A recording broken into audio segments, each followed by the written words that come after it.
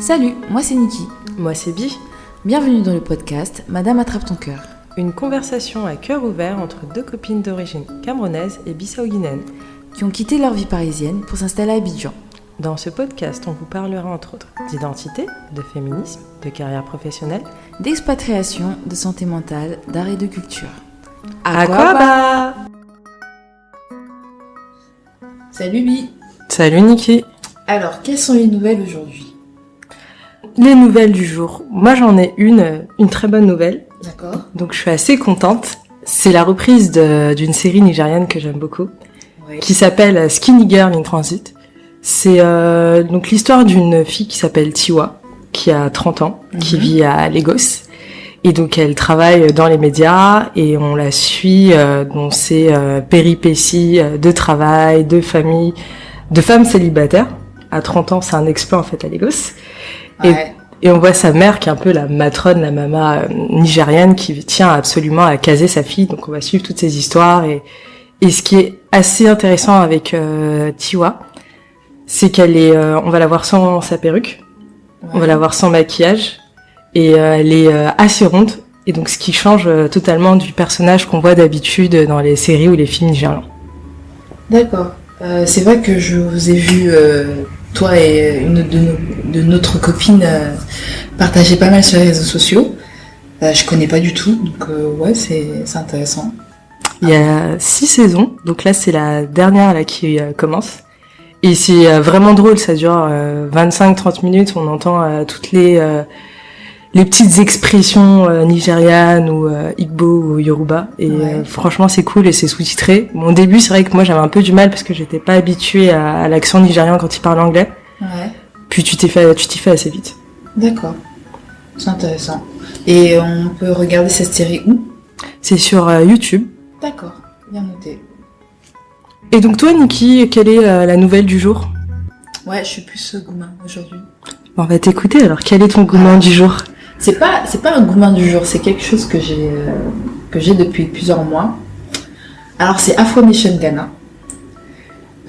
Il faut savoir que voilà, on est allé à Afro Nation au Ghana en décembre et ça s'est pas vraiment passé comme on va dire comme je l'attendais parce que on a toutes eu des expériences différentes.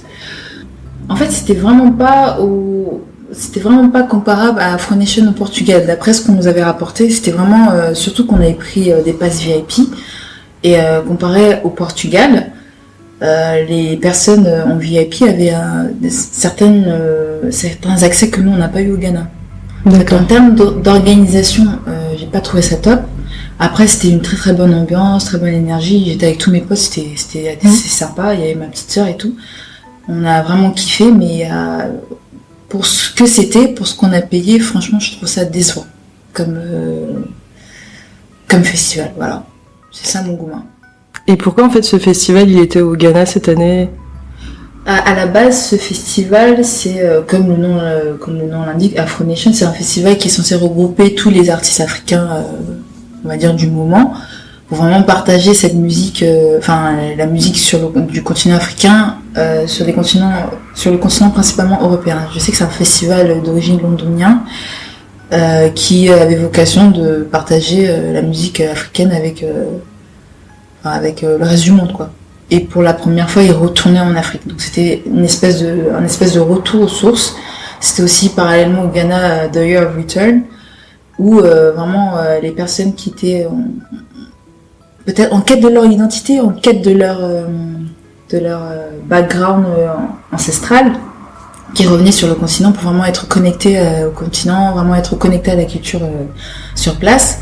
Donc c'était très très bien pour le Ghana, pour l'économie ghanéenne. C'était vraiment un melting pot cette période-là. Il y avait vraiment des personnes de partout, des Américains, des Anglais, enfin vraiment de partout, même des Africains. La preuve, nous on est venus de Côte d'Ivoire. Et c'était très très agréable tout ce melting pot. Mais bon, je trouve qu'ils auraient pu quand même faire un petit peu mieux par rapport à ce qu'ils annonçaient déjà. Non mais bon, du coup, je te comprends. Effectivement, les organisateurs avaient annoncé en fait une mise en place assez similaire à ce qui s'était passé au Portugal, avec un espace VIP proche de la scène, avec une piscine. et aussi une deuxième scène en fait où les gens pouvaient aller chiller, profiter de la musique et danser. Et donc je pense qu'au vu de la logistique du Ghana, et surtout de Accra qui reste une petite ville, ils ont pas pu organiser ça comme ils le voulaient. Et aussi il faut faire attention à une chose, ce qui est fait en Europe n'est pas forcément possible à faire en Afrique. À ce moment-là, tu l'annonces pas, je suis désolée. Ouais, mais il faut être conscient des choses. Non, tu non. peux pas dupliquer en fait ce que t'as fait. Parce que je sais pas, t'as fait ça en Europe, ça veut pas dire que tu peux le faire en Amérique, Non, tu peux le faire bien, en Afrique ou. Mais tu l'annonces pas. Ouais, mais je suis d'accord avec toi, hein, mais il faut que, au bout d'un moment, ils soient conscients aussi de ce qu'ils vendent. Ouais, eux, ils sont conscients, mais enfin, je sais pas pourquoi on devrait. Enfin, pour moi, on devrait pas défendre ce point. Il faut dire oui, non. Enfin, vous avez annoncé de faire un truc, vous le faites. Enfin, je sais pas, vous pouvez pas vendre des billets aussi chers pour une prestation aussi médiocre, non? Tu vois ce que je veux dire? Ouais. Mais ça, c'est. Les réalités africaines, les réalités européennes, non. Enfin, c'est pas notre problème. À un moment donné, vous mettez un truc sur le papier, vous le faites. Mais enfin, voilà, pour moi, c'est de leur trouver des excuses. Enfin, non. Enfin, ils sont engagés à faire un truc. Ils ont mis le prix en conséquent pour ça. Donc, non, il n'y a pas à les défendre sur ça. Moi, je trouve qu'à ce niveau-là, c'est là où ça rappelle que Afro Nation, ça fait quand même un peu industrie occidentale. Ouais. Je vais utiliser ce mot-là. C'est pareil, les entreprises européennes, américaines ou asiatiques, quand elles arrivent sur le continent, elles reproduisent exactement ce qu'elles ont fait sur leur marché. Et donc nous, on se retrouve ici à avoir des exigences. Là, on parle de nous, mais on était aussi avec pas mal d'amis qui ont grandi ici. Ouais. Et qui ont fait pas mal de festivals, que ce soit sur le continent ou ailleurs, et qui avaient des attentes et qui ont été déçus. Donc au bout d'un moment, faut arrêter de penser qu'on est des consommateurs pas exigeants. Ouais, surtout, bah oui. Parce qu'au final, c'était ça, on se dit, oh, c'est l'Afrique, c'est pas grave, ça va passer. Enfin, toutes les after-parties étaient annulées, enfin, c'est quand même scandaleux. Les artistes sont pas venus, personne ne nous a annoncé quoi que ce soit. Enfin, l'attente était hyper longue. On annonçait, dû à de fortes chaleurs, l'heure du festival était décalée, j'entends bien. Mais excusez-moi, enfin, vous annoncez un début de festival à 16h, le premier artiste se pointe à 18h, il y en a 5 ou 6 autres derrière, le dernier artiste arrive à 1h, voire 2h du matin, sachant que si c'est un dimanche, les gens travaillent le lendemain, enfin, c'est abusé. Pour moi, c'est abusé. Je comprends qu'il y ait des réalités africaines, mais quand même, faut pas déconner. Et il y a une réalité africaine qu'ils ont pas compris aussi. Donc nous, on habite en Côte d'Ivoire. Ouais. C'est important le côté VIP. Ouais, exactement. Voilà. Exactement. After aussi, c'est important. Ouais. Et ce qui était dommage, moi je l'avais un peu anticipé parce que Accra, j'avais fait des vacances là-bas au mois d'août, qui est censé être un mois assez plat. Il y avait des embouteillages de malades. Ouais. Donc je me doutais qu'avec ce festival, il y avait des embouteillages assez impressionnants. Mais le fait d'être bloqué de 18h jusqu'à 2 à 3h du matin, dans ce festival, ça t'empêchait de 1 de visiter. Exactement. De 2, ça t'empêchait d'aller faire la fête après. Et même les afters, en fait, les gens avaient envie de continuer jusqu'à 6-7 heures du matin et c'était pas possible en fait, parce que ça finissait trop tard, il y a des embouteillages de malades, le temps d'arriver dans les coins où il y avait des soirées, tu pouvais pas rentrer. Exact. Et ça, c'est un aspect qu'ils doivent travailler pour la suite. Donc voilà, ça c'est vraiment mon gourmand. Franchement, j'ai la rage, limite. Bon, j'exagère, mais c'est un peu ça. Et j'arrête pas de vous en parler en fait, tu vois. À chaque fois qu'on me pose la question à Afro Nation, je suis là, faut voir ma tête. Donc voilà, c'est quelque chose que je tenais à partager. J'espère qu'ils vont se rattraper. C'est sûr que moi, je n'adhère pas à leur concept, malheureusement. C'était bien de mettre en valeur l'Afrique, c'était bien de mettre en valeur les artistes africains, c'était très bien de revenir sur le continent le faire. Mais il y avait des couacs organisationnels qui sont pas pardonnables, à mes yeux, en fait. Donc voilà. Non, je comprends, t'as raison de partager ça. Et parce que c'était la première édition en Afrique. Ouais. Et on espère que pour les prochaines, ils vont s'améliorer. Exactement. Et que ce sera à la hauteur de la réalisation du festival Afro Nation Portugal, quoi. Mais surtout que là, maintenant, ils ont signé un contrat pour 5 ans au Ghana. Donc ils ont intérêt à mettre le paquet, quoi. Ouais, c'est vraiment nous, nos avis personnels. Et on aimerait bien avoir les vôtres. Et voir ce que vous avez retenu de ces événements. Et ce que vous en pensez. Le sujet du jour, c'est la quête identitaire, dont on a envie de parler. Ouais, on s'est longtemps tâté, on a eu une post-conversation sur comment on allait nommer cet épisode. Au départ, c'était l'identité, maintenant c'est la quête identitaire. As you want, en vrai. Pour moi, c'est un sujet aussi vaste, donc vraiment comme tu veux. Ouais, je trouve que la quête identitaire, c'est... En fait, ce qui m'a fait penser à ça, c'est quand t'as dit que c'était...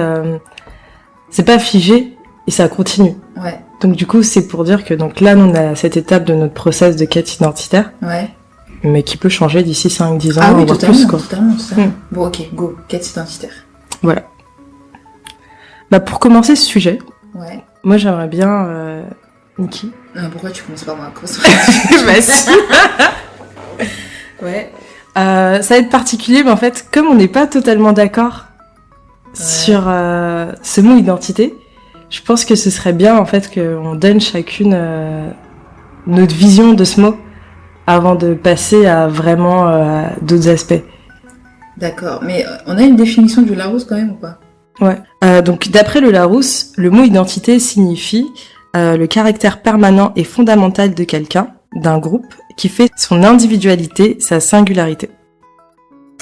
Ok, je savais pas du tout que c'était ça la définition. Enfin, ils ont utilisé un adjectif avec lequel je suis pas très d'accord. C'est caractère permanent. Pour moi, c'est pas quelque chose, comme je t'ai dit, c'est pas quelque chose de figé. Pour moi, c'est comment tu te définis par rapport à ton contexte. Pour moi, c'est ça une identité. C'est quelque chose, en effet, c'est quelque chose qui va permettre ta singularité, mais pour moi, ça dépend du contexte, quoi. Et c'est pas du tout figé. Typiquement, je me définis en tant que franco-camerounaise. Faut savoir, je suis noire. Mes parents sont camerounais, mais j'ai grandi au Cameroun et en France. Donc pour moi, j'ai cette double identité, voire double culture. Et certes, ça c'est quelque chose qui là c'est comme ça que je me définis. Mais je sais qu'il y a quelques années, c'était pas ça. Par exemple, en France, quand tu vis en France, c'est toujours obligé de choisir. T'es dans un contexte qui te pousse à choisir un côté. Donc pour moi, je me revendiquais en tant que camerounaise, d'origine camerounaise du moins. Mais bon, ça c'est lié à mon passé, c'est lié à un contexte particulier. Mais avec du recul, vu que j'ai changé de milieu, je ne me reconnais plus dans cette définition-là. Au départ, je revendiquais mon côté camerounais parce que bon, voilà, t'es dans un milieu qui te pousse à le faire, où tu dois limite, comment dire, batailler pour prouver que tu existes. Voilà. Putain, c'est magnifique, tu vois. On se connaissait pas, bon, on a vécu la même chose. En bref, voilà, tu dois vraiment. C'est une lutte tout le temps, quoi. Enfin, tu dois exister en tant que femme noire et tu dois t'accrocher à certaines choses dont, comment dire. Ouais, tu dois exister, comme je disais. Je sais pas comment le mettre en d'autres mots, en fait. Il y a pas de mots pour décrire ce sentiment-là, en fait. Il y en a pas. Donc, c'était dans ce contexte particulier-là, à l'époque. En arrivant ici, c'est un autre contexte, principalement où le patriarcat domine. Voilà, c'est un contexte africain, c'est vraiment les hommes africains. Malheureusement, heureusement pour moi, je sais pas. Je travaille dans un contexte vraiment masculin et masculin africain. Donc, ça c'est un double combo, mais vous n'avez même pas idée, quoi. C'est dur. Ouais, on évolue dans un milieu, je généralise et je parle vraiment de ce que j'ai vu. On évolue dans un milieu où, limite, on dit aux hommes qu'ils ont de la chance d'être hommes. Tu vois ce que je veux dire? Surtout les hommes africains, en fait, que tout vous est dû. Les femmes sont à votre service. Et voilà, vous ne devez qu'exister. Vous pouvez avoir 50 milliards de femmes, c'est pas grave, vous êtes des hommes. Vous pouvez ne pas donner de l'affection, de l'amour à vos enfants, c'est pas grave. C'est vous l'homme, vous ramenez la popote, c'est la femme d'éduquer ses enfants. Et ils ont votre nom, donc ils vous appartiennent. Ils vous appartiennent, mais bon, c'est pas grave. Du moment où vous mettez les sous sur la table, ça fait de vous l'homme, et basta, quoi. On ne doit rien vous demander ailleurs. Surtout, ne demandez pas à un homme de s'occuper de son foyer, mon Dieu. Ce n'est pas son rôle. Exactement. Bon, là, on se dissipe un peu, on change un peu de sujet, mais voilà, c'est vraiment pour replacer les choses dans le contexte. Moi, j'évolue dans ce milieu-là actuellement, et je me rends compte qu'en fait, il y a vraiment un décalage. Aujourd'hui, même si je rentre au Cameroun, je sais que je ne suis pas vraiment camerounaise, parce que il y a une espèce de distance, il y a une espèce de décalage entre ce que les gens vivent réellement sur place et ce qui est ma réalité à moi. Donc du coup, là, aujourd'hui, et en plus, j'avais un avantage au boulot de mettre en exergue les deux côtés, parce que je suis une femme, je suis une jeune femme, je suis la plus jeune de mon service, je suis à la tête de ce service, et croyez-moi, c'est pas facile, quoi. C'est pas facile de dire à une personne, à un homme qui pourrait avoir l'âge de ton père, fais ci, fais ça. Je peux vous dire qu'au départ, il n'accepte pas. Ah, ça c'est clair. Et là, le fait de mettre en avant le fait que, ok, je suis camerounaise, je suis africaine, mais je suis aussi partie européenne, ça permet comment le dire, ça permet de mettre une espèce de distance tout en étant proche. Enfin, je vous comprends, mais il faut, je sais pas comment le dire. Bah, c'est comme si tu disais, je suis comme toi, mais j'ai des différences. Voilà. C'était ça. Et c'était important de le mettre en avant. Je vais dire un truc, mais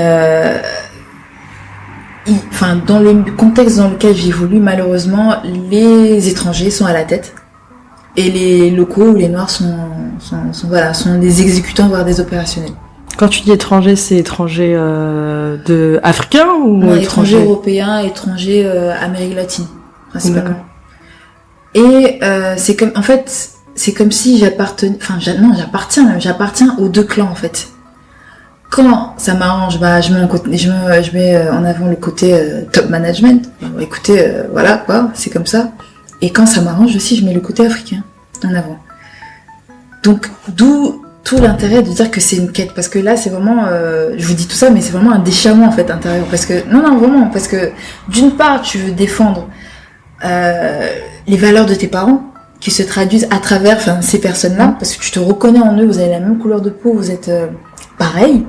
Mais d'autre part, tu as des responsabilités. Tu te dis, écoute, à un moment donné, il faut que les choses avancent. Il faut que... Je suis payée pour ça. Donc tu dois te distancer et te mettre dans notre camp. Donc une fois de plus, on est dans une espèce de truc de choix, tu vois.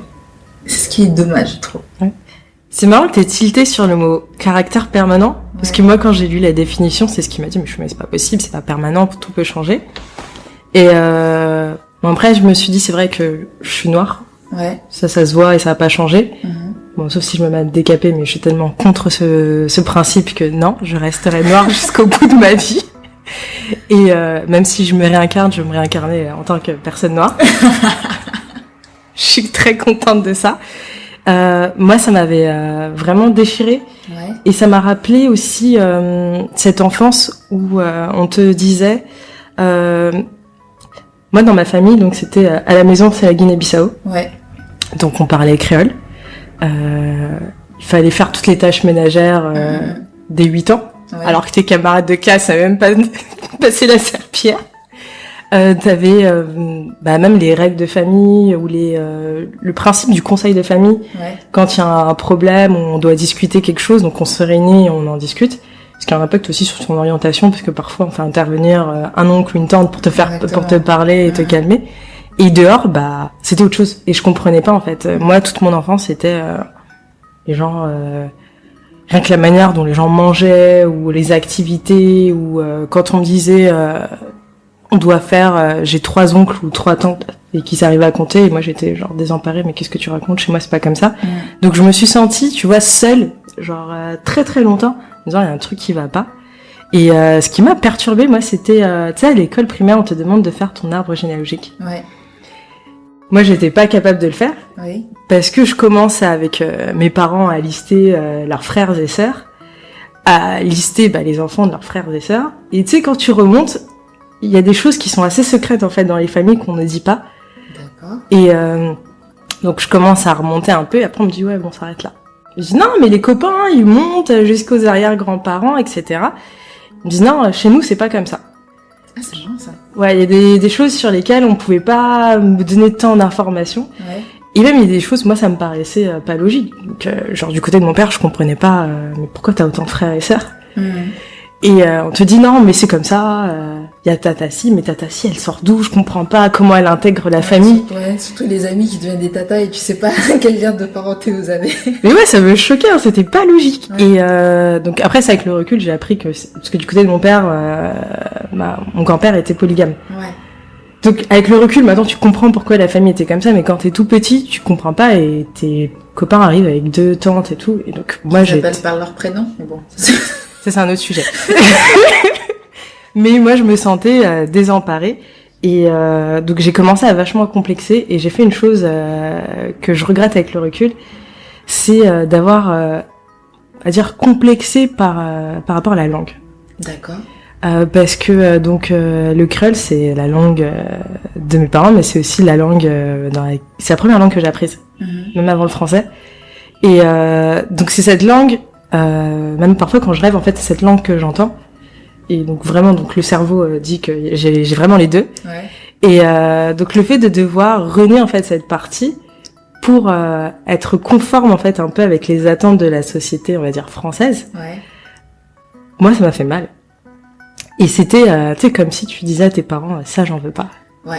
Il y a une partie de vous que je ne veux pas. Et donc c'était comme si je me reniais totalement. Et ça a été ça vraiment toute l'adolescence, à rechercher qui je suis, à devoir choisir. Donc il y a des activités que j'aimais bien faire. Tu sais, t'es au repas de famille, tu dis bon j'ai fini de manger, moi je vais aller bouquiner Harry Potter.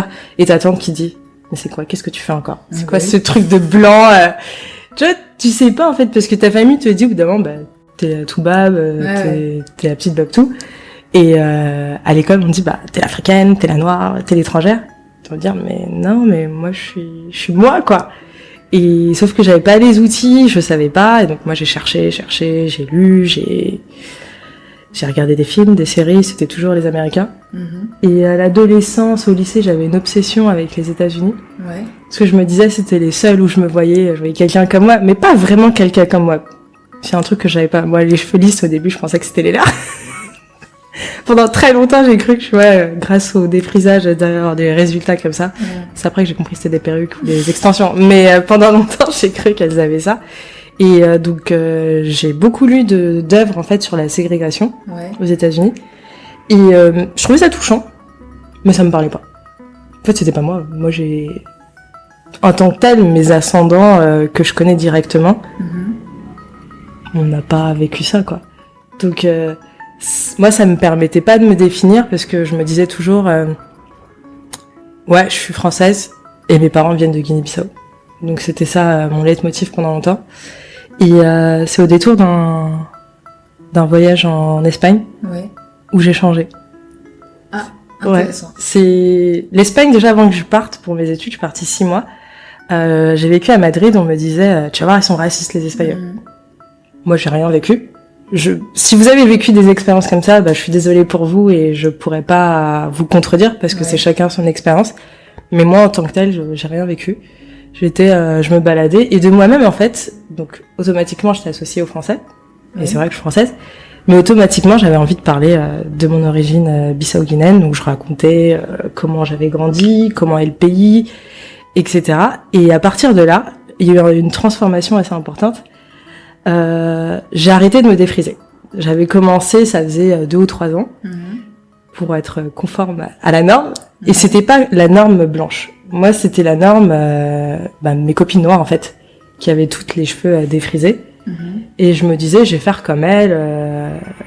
Ou d'un moment, tu sais, moi j'ai les cheveux naturels jusqu'à, je pense, mes 17 ans. Et donc pendant 3 ans, je me suis allée dans ce conformisme, même à ma façon, parce que même ça, c'était spécial. Mais voilà, c'était à ma façon. Et là, changement, je me suis dit, tiens, je vais laisser mes cheveux, il y a personne.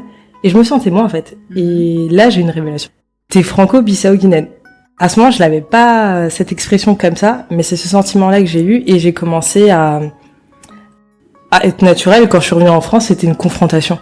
Parce que les gens disaient, mais pourquoi tu fais comme ci? Pourquoi tu fais comme ça? Pourquoi tes cheveux sont comme ça? Ah, j'ai dit, mais en fait, c'est la vraie nature de mes cheveux. Je vais pas les cacher. Je suis comme si, c'est mon identité, c'est moi. Et ça a continué comme ça avec d'autres voyages. La Turquie, où j'ai vécu 1 an et demi après, j'ai vécu 5 mois là-bas. Bon, expérience différente. Là, c'est là où je me suis rendu compte que j'étais femme.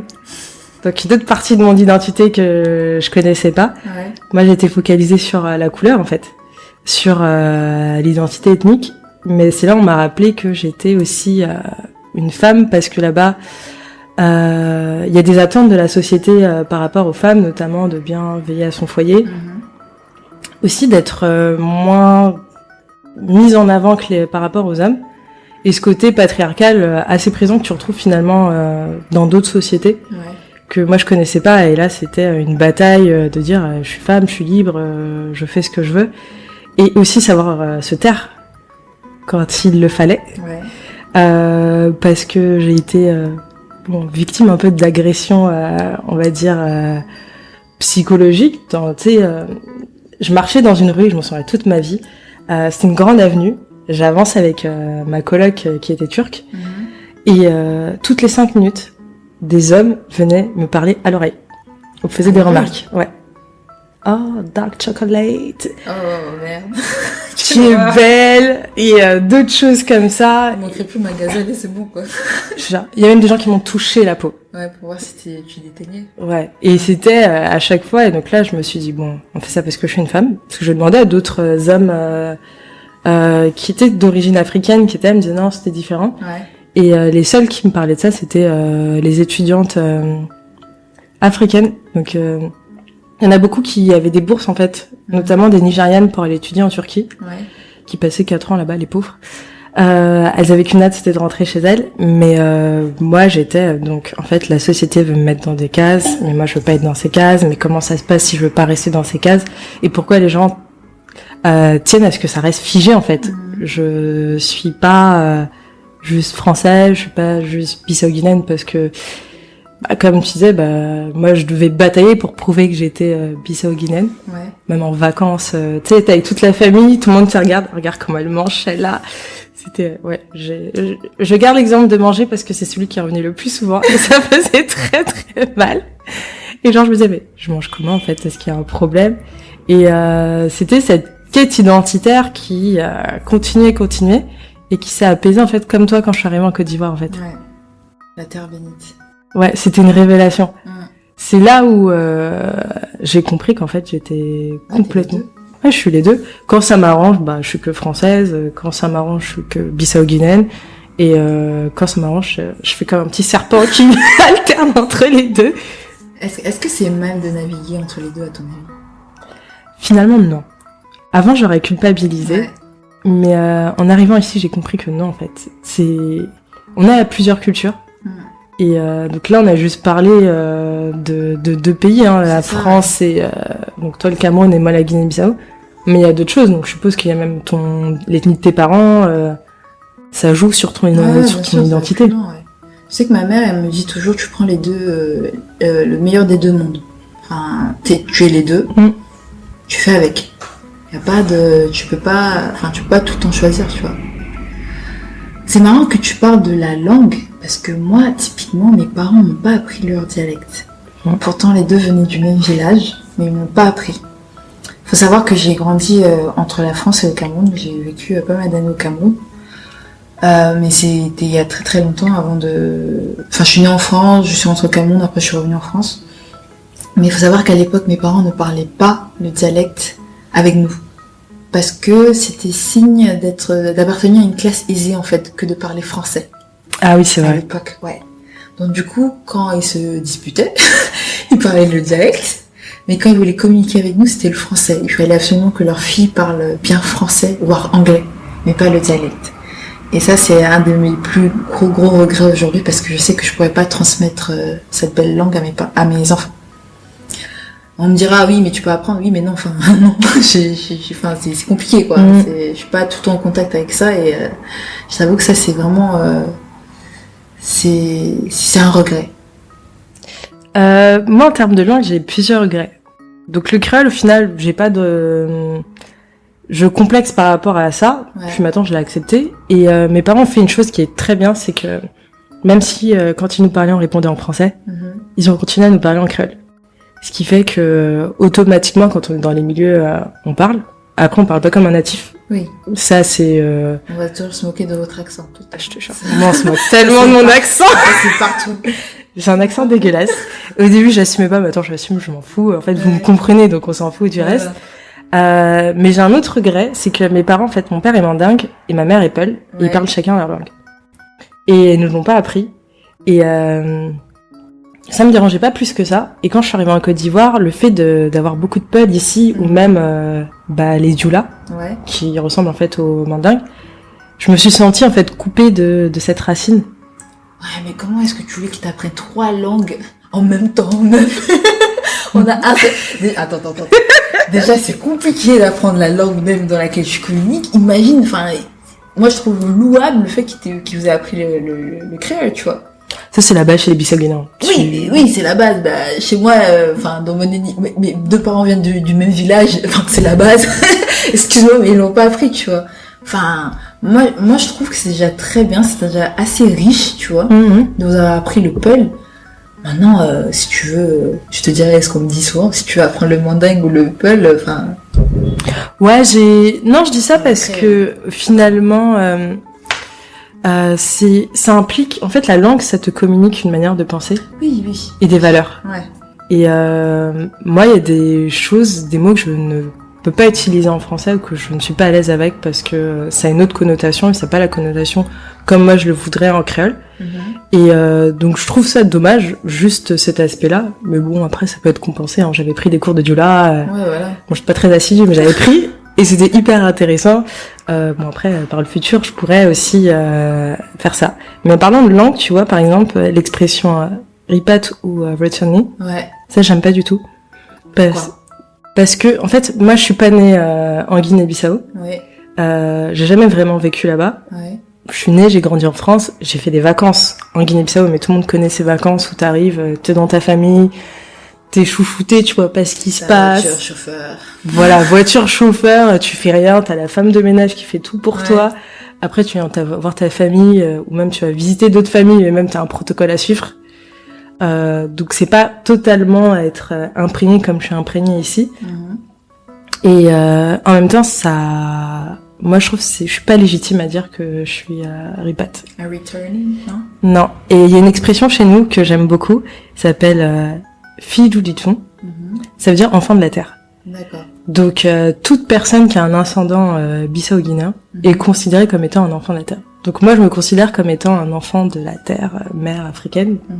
Ça fait très spirituel, mais je trouve que c'est ça en fait. Ça me correspond plus que dire ah les gars je suis ripat, alors qu'en fait moi dans la Côte d'Ivoire j'avais jamais passé plus de 1 mois dans un pays africain quoi. D'accord. Bah moi je me considère comme ripat parce que je suis partie et je suis revenue. Je suis revenue avec un bagage et je compte apporter ma pierre à l'édifice de l'économie africaine, j'espère. Ça semble tellement ironique. Non, mais, enfin, oui, il y a de l'ironie dans ce que je dis. Bref, ça c'est pour un autre épisode. Je sais pas toi, mais moi quand j'étais à Paris, je me disais que je vivais beaucoup de stress parce que j'avais l'impression que tout ce que je faisais, j'étais genre l'ambassadrice des Noirs de France. Ah oui, ça, mon Dieu. Et après, à chaque fois j'étais à l'étranger, je le vivais pas, j'étais genre que moi bi. Et je sais pas si toi t'as vécu ça à Paris aussi dans tes expériences quand t'étais à l'étranger. Ah ouais, j'ai vécu dans les deux contextes. À Paris, bon bah voilà, quand t'es dans une classe de, c'était quoi, 25 à l'époque, et que vous êtes 2 Noirs, quand t'es dans un lycée, vous êtes 2 Noirs, bon voilà, enfin à un moment donné, t'es vraiment ambassadrice des Noirs quoi. Je pense que les gens se croient que, je sais pas, il y a un pays qui s'appelle Noirie où tous les Noirs y sont, mais enfin... Ils voyaient pas qu'il y avait une différence entre une Camerounaise et une Malgache, mais bon, c'était la vie parce que ouais, il y avait c'était moi la Camerounaise et l'autre c'était Malgache. Et t'en demandes beaucoup déjà pour les gens, c'est le même continent, on parle la même langue, on fait les mêmes choses. Après, je sais que quand je suis arrivée, quand je suis retournée en France, moi les questions classiques qu'on me posait c'était si on avait des routes en Afrique, tu vois. Enfin, le classique quoi. Et est-ce que vous dormez dans des maisons, vous dormez dans des arbres, est-ce que t'as vu des lions? Enfin, voilà, et je leur rappelais qu'en fait, le premier lion que j'ai vu, c'était dans un zoo à Paris, donc vraiment, c'est pas... Tu les as déçus! Ouais, grave, j'étais pas très... Donc ouais, c'était plus ça, et aussi, j'ai eu une expérience à l'étranger, c'était lors d'un voyage au Burkina Faso. C'était un voyage d'études, c'était un espèce de stage qu'on faisait. Bon, on va dire que... on s'est plus amusé qu'autre chose. Oh là, mec! Non, en vrai, c'était un vrai stage. Enfin, on a bossé, mais on s'est vraiment bien éclaté, quoi. Moi, je retiens qu'on s'éclate au Burkina, alors. Mais grave, t'as même pas idée. Enfin bref, c'était une aparté. Et je me souviens au cours d'un voyage dans un marché d'artisanat où on vendait des objets d'art. Allez, on était un groupe de 10 étudiants. on était 3 noirs, si mes souvenirs sont bons, on était 3 noirs sur 10, dont 2 métis. Enfin, métis, il y avait une antillaise et un métis. Donc j'étais vraiment la seule noire. Enfin, vraiment, la seule noire foncée, on va dire. Donc voilà, je représentais un peu j'avais la couleur locale. Pour faire simple. Donc on va dans ce marché, et t'as mes potes qui sont intéressés par ces œuvres d'art. On voit des blancs, on les taxe 4 à 5 fois plus le prix que la valeur de l'objet. Bon, je me dis, franchement, c'est abusé, bah, on va discuter les prix, donc tu casses les prix divisé par 4. Et là, t'as un des artisans qui s'énerve, et il me dit, mais toi, notre sœur et tout, c'est toi qui nous vends, tu devrais nous défendre et nous soutenir au lieu des blancs. Je dis, mais la question se pose pas, enfin, là, ce sont mes amis, je suis désolée, mais elle, tu vois, qui est blanche, c'est plus ma sœur que toi, en fait. Parce que toi, je te connais pas, tu vois. Et vraiment, à chaque fois, je me faisais agresser dans les marchés à cause de ça. Parce que quand quelqu'un va demander, par exemple, j'ai n'importe quoi, un t-shirt, en plus c'était de la contrefaçon en général, bref, un t-shirt de l'équipe nationale du Burkina est vendu à 25 000, au lieu d'être vendu, je sais pas, à 3-4 000. C'est de la contrefaçon, c'est vendu dans un marché. Je suis désolée, c'est un t-shirt. Enfin, ok, tu veux faire un peu tu veux donner un peu de thunes aux artisans, oui, d'accord, mais pas 25 000. C'est comme ça qu'il y a un de mes potes qui s'est fait plumer. Il a acheté un maillot à 25 000. Et moi, quand j'interviens, je me faisais agresser parce que je ne représentais pas les noirs auprès des blancs, entre guillemets. Et bizarrement, pendant ces épisodes-là, j'étais l'ambassadrice des noirs auprès des blancs aussi. Parce que par rapport à mes potes, quand il y avait un truc, on voulait me poser la question à moi. Parce que bon, voilà, je suis noire, je sais négocier les prix. Forcément. Ouais. Voilà. Non, mais je me reconnais dans cette histoire. On en parle souvent, mais est-ce que le cheveu, c'était un déclic aussi pour toi? C'est vrai qu'il faut pas se leurrer. Le cheveu, la texture du cheveu, la couleur de peau, c'est ce qui nous définit. Voilà, on est noir, cheveux crépus, et voilà. J'aime bien penser que nos cheveux défient la gravité. J'adore cette image, tu vois. Parce que pour moi, en fait, le défrisage, ou le cheveu de manière naturelle, tu l'avais crépus quand tu étais enfant. Parce que pour moi, dans mon entourage, toutes les femmes, pour marquer leur vie adulte, se défrisaient en fait. Donc moi, ma mère, elle nous a interdit pas mal de choses jusqu'à nos 18 ans. Les garçons, enfin bref, j'en passe. Dès que t'as 18 ans, dès que t'atteins la majorité, là, tu peux faire ce que tu veux, dans la limite du raisonnable, dans la limite, vous connaissez les mamans africaines, tant que tu es sous son toit, enfin bref. Même si t'as 45 ans, tu restes avec son tant bébé. que tu es sorti de mon ventre, enfin bref, voilà. Et pour moi, c'était vraiment un passage à la vie adulte. Donc quand j'ai eu 18 ans, moi, je me suis défrisé les cheveux. Ça a duré 2 ans. Et après, quand j'ai fait mon big chop, c'est là où vraiment j'ai commencé à m'affirmer, à me dire je suis Nikki, voilà comment je suis. C'est marrant que tu parles de cheveux dans ta quête identitaire, ouais. Parce que tu dis que tu as commencé à assumer qui t'étais avec ce changement de coupe. Et moi, en fait, le cheveu aussi, ça a permis beaucoup de choses dans le sens où à partir de là, quand tu sais, vous commencez à faire la promotion du Napier, les trucs comme ça. Natural Hair Academy à Paris. Vas-y, continue. Ouais, c'est là où il y a eu ces représentations. Ouais. Et je pense que ça a aidé aussi en termes de sources, en fait, de lecture, de visionnage, de documentation. Personnellement, moi, dans ma quête, parce que donc c'est là où j'ai commencé à regarder un peu plus de blogs. Au début, je regardais que les blogs américains. Ouais. Parce que c'est là où tu avais vraiment les youtubeuses ou même pas mal de bouquins liés à ton physique ou des gens qui te ressemblaient. Puis il y a commencé à avoir ce phénomène en France avec, je sais qu'il y a le blog de Black Beauty Bag où vraiment c'était elle que je voyais partout et j'étais vraiment contente de voir quelqu'un qui me ressemblait. Exactement, la représentation. Voilà, même les lectures, donc j'étais tout le temps focalisée sur l'histoire américaine, mais c'était pas mon histoire. Après, ils sont quand même là-bas plus longtemps que nous en France, tu vois. Donc tu peux pas, enfin pour moi c'est pas très comparable. Bah c'est pas comparable, mais en fait c'est que malheureusement pour beaucoup de gens en France, parce que même quand je parlais avec mes potes, nos références c'était les États-Unis, les Afro-Américains. C'est là où t'avais le plus de références, même avec les clips vidéo, tu voyais que ça quoi. Et on n'a pas les mêmes réalités aussi. Hein. Ah non, pas du tout. Et donc après avec l'avènement, même tu sais quand sur YouTube ils ont commencé à mettre les Viners et qu'on voyait les Viners anglais, où t'en as beaucoup, ils venaient de familles ghanéennes et tout. Là, je m'identifiais plus à eux, parce que on est dans un contexte d'un pays où on a grandi en Europe. Ouais. Et en même temps, je me retrouvais dans les histoires qu'ils racontaient de leurs parents ou la manière dont ils vivaient. Et donc ça a mis beaucoup trop de temps à arriver, et c'est là où après, moi, j'ai trouvé des vidéos de Cécile et Mickey qui avaient fait, elle, ce qu'elle a appelé ces vidéos flânées, où elle a interrogé en fait des jeunes noirs en France qui racontaient comment ils le vivaient. Et c'était pas une identité juste ethnique, mais ça allait plus loin entre identité sexuelle et aussi leur passion, etc. Et comment ça va impacter aussi leurs études. Et toutes ces représentations, je trouvais ça a mis beaucoup trop de temps à arriver. Et même moi, mes lectures africaines, j'ai mis du temps à trouver ce qui me correspondait. Celle qui m'a plus marquée, il y en a deux. C'est Une si longue lettre de Mariam Abba, où elle parle de la polygamie et on a deux points de vue. Et il n'y a aucune critique, mais c'est vraiment, il y en a une qui a accepté le foyer polygame et l'autre qui a refusé. Et là, moi, ça me parlait un peu plus de, tu sais, ce que tu vois dans ton milieu familial. Et c'était pas comme on te le montre, parfois de manière assez violente, ils le font dans les films. Genre Fatou la Malienne, moi, ça m'avait... Je connais pas. Ça me dit quelque chose, mais je connais pas. Oh là là, mais ce film, c'est une horreur. En fait, je sais même pas pourquoi il l'appelait Fatou la Malienne. En fait, c'est une fille... les parents sont apparemment d'origine malienne, sont installés en France. Et pour perpétuer certaines traditions, donc il la marie à un oncle ou je ne sais qui dans son village. Donc on parle du mariage forcé et je trouve ça tellement brut la manière dont ils l'ont fait et que je trouve tellement pas représentatif de vraiment ce que les gens vivaient. Je trouve ça cliché en fait. D'accord. Ils voulaient peut-être parler d'un phénomène, c'est vrai, le mariage forcé, mais ils l'ont fait de manière tellement maladroite que quand tu grandis en disant les seules références que t'es, c'est Fatou la Malienne. Non.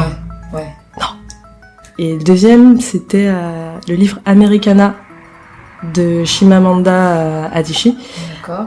Dans le sens où c'est là où elle montre vraiment la dissociation entre ce que tu vis en Afrique, ce que tu vis quand tu pars, et que ceux, par exemple, dans le contexte américain, les Afro-Américains sont pas des Africains.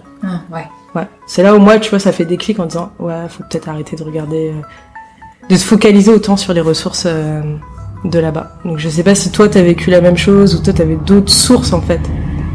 Enfin, j'ai eu ma phase panafricaine. Non, rigole pas, c'est très sérieux. Non, comme beaucoup de gens. Ouais, j'ai eu ma phase panafricaine où t'étais là dans ton confort en France, assis dans ton canapé avec 3 voire 4 repas par jour. Enfin bref, voilà, le confort total, et tu t'étais là de ta télé ou de ton ordi, tu commences à juger l'Afrique quoi. Non, mais ils pourraient faire mieux. Non, mais ils sont mieux que ça. L'Afrique va se lever un jour, panafricanisme, blablabla. On doit bannir le franc CFA, etc., etc. Mais je sais que j'ai commencé ma quête à partir des cours d'histoire géo que j'avais en terminale. Parce que faut savoir que j'avais une prof.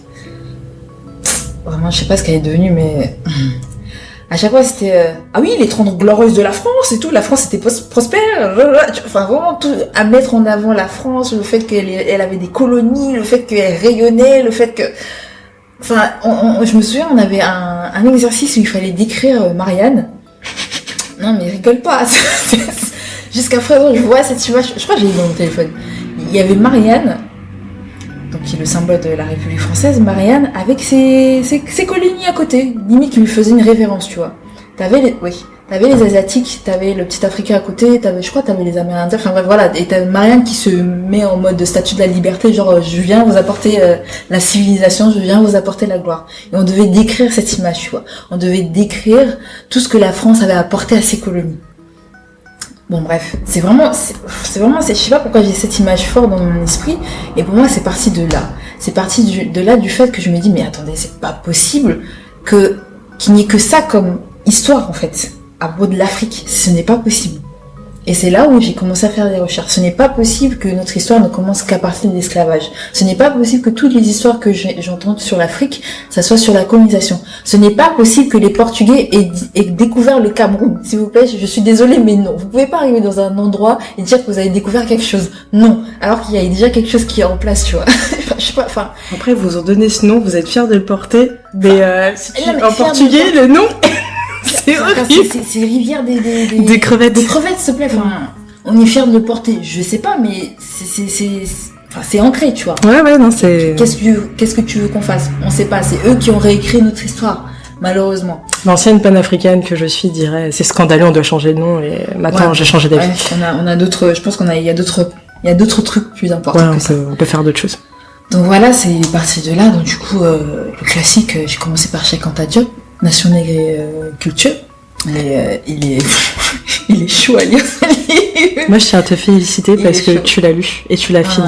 Moi, je l'ai pas fini dans ma bibliothèque. Mais en vrai, il faut vraiment des bases. Je dirais pas il faut vraiment. S'il te parle quand même de gènes, tu vois, de génotype, de fait. Enfin, vraiment, il y a des termes techniques. Il y a des fois, j'étais obligée de retourner dans mes cours pour savoir ce que c'était avant de continuer le livre. Il y avait ça, il y avait l'épopée de Sundiata Keita, ouais, que j'avais lu. L'épopée.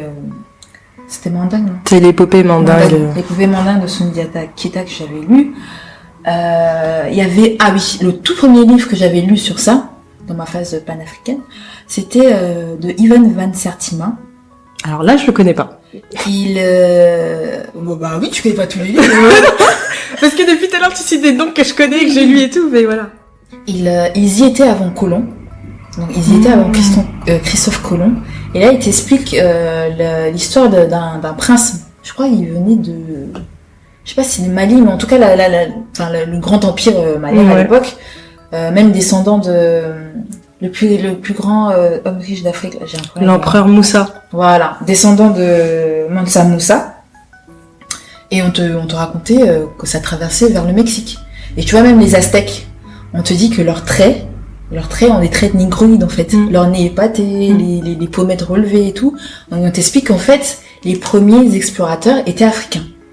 Et vu que les locaux n'avaient jamais vu d'Africains, ils ont voué une espèce de culte aux Africains et c'est comme ça qu'ils ont bâti ces statues-là. Donc on te raconte tout ça, on te raconte la navigation, comment c'était fait. Enfin voilà, c'est vraiment très très riche. Donc l'Empire Aztèque, c'est une promotion de nous les Noirs ? Ouais, c'est ce qu'il dit dans son livre. Waouh, j'adore. À vérifier, mais c'est ce qu'il dit dans son livre. Bien entendu, tout ce qu'il a dit a été réfuté, comme quoi c'était pas normal, que c'était pas possible, etc. C'est comme les pharaons avec le nez épaté, c'est pas possible, tu vois. Bref. J'avais lu des ouvrages sur l'Égypte antique. Enfin bref, vraiment essayer de remonter au plus loin, avant la colonisation, avant l'esclavage, parce que pour moi, ce n'était pas possible qu'une civilisation, ce n'était pas possible qu'une communauté tout entière n'existe qu'à travers ça, tu vois.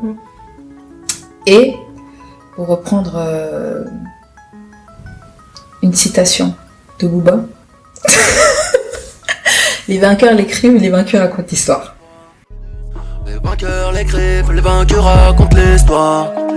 Les vainqueurs l'écrivent, les vainqueurs racontent l'histoire. Pour moi, ça définit vraiment bien le système dans lequel on évolue aujourd'hui. Bon, ça c'était pour ma phase panafricaine. Il faut savoir que depuis, quand tu voyages et que tu vois les réalités, tu te dis on a quand même d'autres problèmes. Tu peux pas t'asseoir dans le confort de ton salon et commencer à juger la vie des autres, la réalité des autres au final, parce que tu n'es pas sur le terrain, tu sais pas ce qui se passe. Ce que tu juges important pour eux ne l'est pas forcément. Toi tu te dis oui, non mais il devrait. Ça c'est aussi le syndrome de Black Savior. Il y en a beaucoup qui l'ont. Enfin, franchement, je suis coupable de ça. J'ai été au départ, mais quand t'arrives, tu te prends 2-3 gifles, tu redescends un peu sur terre. Enfin bref. Moi, quand je suis arrivée en Côte d'Ivoire, j'ai arrêté d'être panafricaine. Oui. Et je trouvais que c'était pas compatible avec le féminisme. Parce que, en fait, moi j'étais en train de me dire, je suis panafricaine, donc promotion de l'Afrique et de ses valeurs. Et recherche de son histoire, donc moi aussi j'ai fait beaucoup de choses. J'avais un père qui m'asseyait devant Arte et qui me faisait regarder pas mal de reportages sur tous les pays africains, les mandingues, pas les mandingues, mais les ethnies africaines, sur les présidents aussi, parce qu'avec les présidents, tu pouvais savoir quelle était l'époque ils traversaient.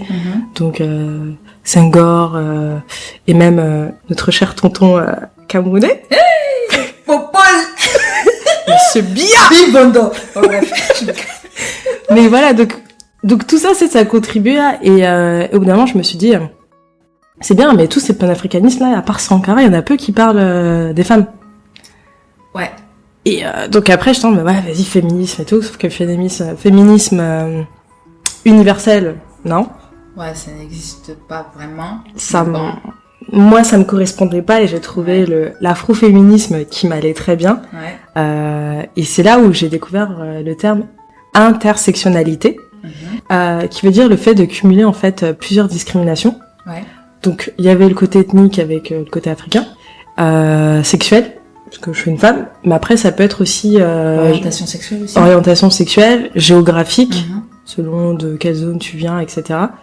Et je trouvais que ça contribuait en fait à avoir une autre vision plus large des choses. Ouais. Et à me sentir moins coupable aussi de parfois prendre position Sur un sujet, pas d'autre. Ouais, c'est ça. Donc moi je trouve ça vraiment intéressant ce côté-là. Et il y a pas mal de gens entre autres qui ont commencé à faire plusieurs choses, notamment Amandine Gay avec son film Ouvrir la voie, où elle a donné la parole à une dizaine ou quinzaine de femmes en France et en Belgique qui sont toutes noires et donc avec des origines africaines, antillaises, et qui ont soit grandi ou non en France. Et du coup, t'avais d'autres choses qui revenaient, notamment les problèmes qu'on a tous eu à l'école avec l'orientation. Tu peux avoir 15-16 de moyenne, on te dit va faire un bac pro. Mais voilà, ça c'est un autre sujet. Mais... Oui, l'école n'est pas fait pour tout le monde, mademoiselle. Bah, on a parlé de beaucoup de choses. Ça a éveillé beaucoup de choses en nous, cet épisode. Ouais. Et on a vraiment parlé de tout ce qui nous tenait à cœur. Je pense que parfois on s'est un peu dissipé. Ouais. Mais on tenait vraiment à dire tout ce qu'on avait sur le cœur et à vraiment approfondir certains sujets. Et moi, je trouve ça super intéressant de comprendre un peu plus ton histoire et comment avance ta quête identitaire. Ouais, ça avance. Elle est pas figée. Qui sait, dans 5 ans, je me définirai autrement, j'en sais rien.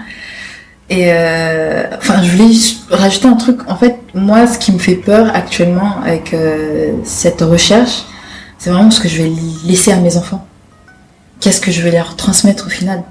C'est vraiment ça pour moi mon plus gros point d'exclamation, point d'interrogation. Je ne sais pas ce que je vais leur donner. Je ne sais pas si de la culture va se transmettre par leur père. Je ne sais pas en fait. Et pour moi, c'est vraiment une crainte. Parce que moi-même, comme je le dis, j'aime bien le dire, je suis du père, donc je sais pas qu'est-ce que je vais transmettre à mes enfants, tu vois. Donc bon. Pour moi, on transmet toujours quelque chose à son entourage et à ses enfants. Ouais. Après, ça dépend de ce que tu veux transmettre. C'est moi, ma quête identitaire, c'est plutôt par rapport à ce que je vais transmettre à mes enfants. C'est ça va être quoi en fait? Quelle est la substance et qu'est-ce que j'ai envie de transmettre? C'est ce que j'ai pas envie de transmettre. Ouais. Enfin bon, on n'en est pas encore, mais bon, c'est quand même intéressant d'y réfléchir, quoi. Ouais. Parce que moi, ça me fait quand même un petit peu peur parce que pas que je me sens comme un imposteur, mais des fois, je me dis, je suis pas assez légitime, par exemple, pour transmettre la culture camerounaise à mes enfants. À part les plats, ok, j'ai vécu là-bas, mais honnêtement, je m'en souviens pratiquement plus. Je n'y retourne pas souvent. À part les plats, la langue, je l'ai pas. Enfin, tu vois, les plats, les expressions, pourquoi pas, mais je ne sais pas si j'ai cette légitimité-là, tu vois. Ah, moi, quand je te vois, tu ressembles à des amis camerounais que je connais. Non, c'est vrai, t'as les mêmes expressions, vous mangez la même chose, tu connais les régions, les ethnies. Ouais. Bon, c'est vrai que moi, la seule ethnie que je connais au Cameroun, c'est les Bamileke, mais parce que c'est important. Faut connaître les gens qui ont l'argent. Mais voilà, donc après, c'est à toi de peut-être travailler sur comment te sentir plus légitime, en fait, dans ce que tu vas transmettre. Sûrement. Parce que moi, c'est un conseil qu'une amie m'a donné quand je suis arrivée en Côte d'Ivoire. Ce que je disais, je peux pas me dire que parler comme ça à outrance de la Guinée-Bissau, parce que j'ai pas vécu là-bas et c'est mes parents qui m'ont transmis certaines choses. Ouais. Et elle m'a dit, moi quand je te parle, tu sais me dire ce que vous mangez, tu sais préparer ce que vous mangez. La langue, tu parles. Après, moi je vais pas juger si tu parles bien ou pas. Ouais. Certains rites traditionnels, tu les connais. Donc en fait, finalement, les parents m'ont transmis des trucs, j'ai pris, et si je veux, je les transmets ou non à mes enfants. Je vois. Waouh, quel épisode! Ah, c'était intense. Ouais, j'espère que ça vous a plu. On attend des retours. On attend vos questions, on attend vos partages d'expérience. Si vous avez vécu la même chose que nous aussi, ça serait intéressant d'explorer tout ça ensemble. Et voilà.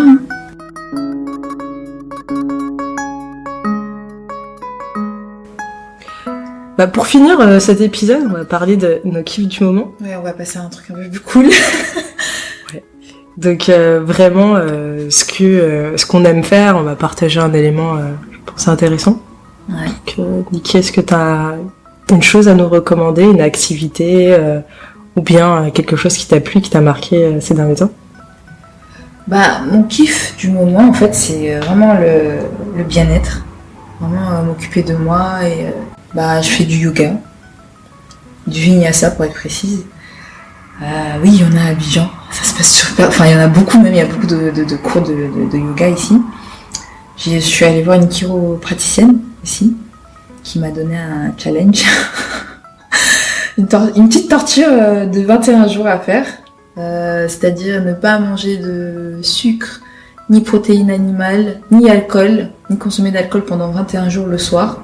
Vous direz, oh, c'est que le soir, mais en fait, non. Enfin, moi, quand je travaille, je vais pas me prendre un steak l'après-midi. Je vais essayer de manger léger l'après-midi. Donc, au final, ça revient à avoir une alimentation sans protéines animales, sans sucre, sans alcool pendant 21 jours. Et dans l'après-midi, tu bois pas d'alcool, donc normalement. Sauf si t'es alcoolique, mais... Ouais, voilà. Donc c'est vraiment ce kiff du moment, c'est vraiment une période détox pour moi, on va dire. Donc, voilà. Ouais, c'est bien, hein, le yoga, la chiropraxie et le challenge, c'est des bonnes choses. Ouais. Et franchement, félicitations à toi Merci. Mon challenge se termine demain, les gars, demain. Parce que ne pas manger de viande le soir, c'est pas aisé. Ouais, c'est pas aisé. Surtout qu'ici, on aime bien se faire de gros dîners, sortir et tout. Et en général, bah, c'est vraiment de la braise qu'on mange, quoi. Poisson braisé, poulet, viande à outrance. Donc c'est un peu difficile quand on a ce challenge-là. Et toi?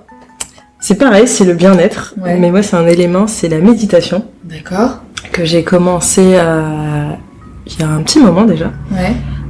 Qui était une torture. Parce que comme Niki, je fais du yoga. Ouais. Et dans le yoga, il y a une phase relaxation, méditation que je n'arrive jamais à faire, je m'endors. Ouais. Et donc j'ai commencé à le faire toute seule, chez moi. Et au début, 5 minutes était un supplice de se concentrer sur sa respiration et d'essayer de faire le vide. Mhm. Moi, j'ai un cerveau qui ne s'arrête jamais. Ouais. Et je suis contente, j'ai réussi à tenir ce challenge. Maintenant, je peux méditer 20 minutes, Sérieux 2 fois par jour. Ouais. Ah ouais. Matin et soir. Et ça a changé ma vie. Genre, j'ai l'impression de contrôler davantage mon cerveau. Ouais. Dans le sens où il y a des moments, il arrive vraiment à pas se poser des questions. Je sais pas commenter, mais moi, c'est toujours 3 milliards de choses qui arrivent. Ah tiens, t'as la liste des courses. Ah tiens, tu dois faire ci. Ah, tu dois faire ci, tu dois faire ça. Et là, je suis plus consciente de moi-même. Et je me sens plus détendue. D'accord. On passe pas du tout pour des bobos, mais bon, ça va. J'avais dit dans ma description que j'étais bobo. Bon, c'était nous. Sur Madame Attrape ton cœur. Merci de nous avoir écoutés. On espère que l'épisode vous a plu. N'hésitez pas à nous écrire sur les réseaux sociaux pour nous donner la force, poser des questions, donner votre avis et commenter. On essaiera de vous répondre au prochain épisode. Les liens sont disponibles dans la bio. Prenez soin de vous, de vos proches et aimez-vous. Salut!